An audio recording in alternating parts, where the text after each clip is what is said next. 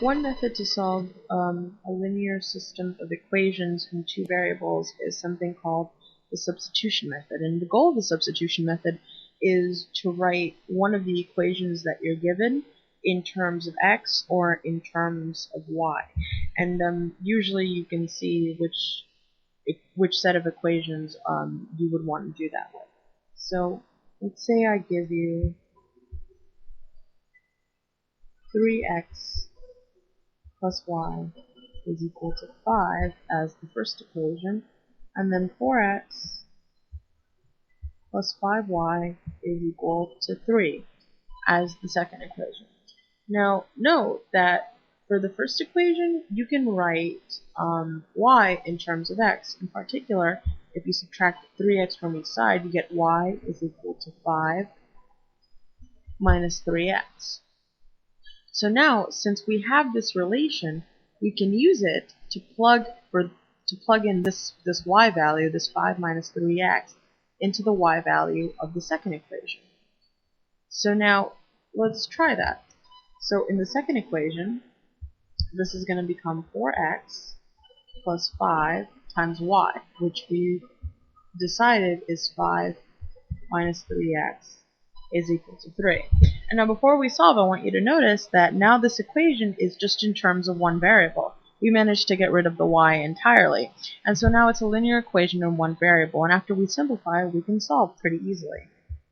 So now let's first distribute the 5 into this difference. So we get 4x plus 25 minus 15x is equal to 3. And now combining like terms, we end up getting minus 11x plus 25 is equal to 3. And subtracting 25 from each side, since we want to get all the x's on one side, we get minus 11x is equal to minus 22.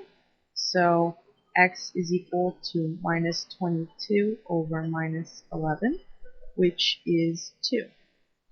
So now that we have our x solution, and we found it pretty easily, we can plug it back in to either one of the equations to solve for y. So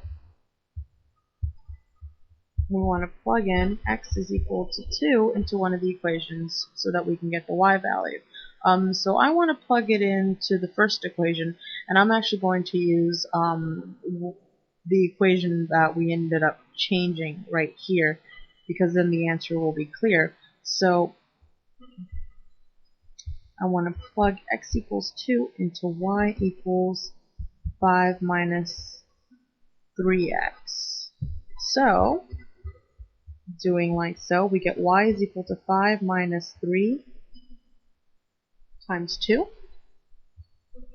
So y is equal to 5 minus 6, which is also known as negative 1. So now we have our x and we have our y, and we want to write our solution in terms of an ordered pair.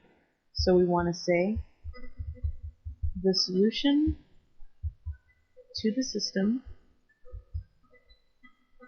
is the ordered pair x comma y, so 2 comma negative 1. And so that's how we solve a linear system of equations using the substitution method.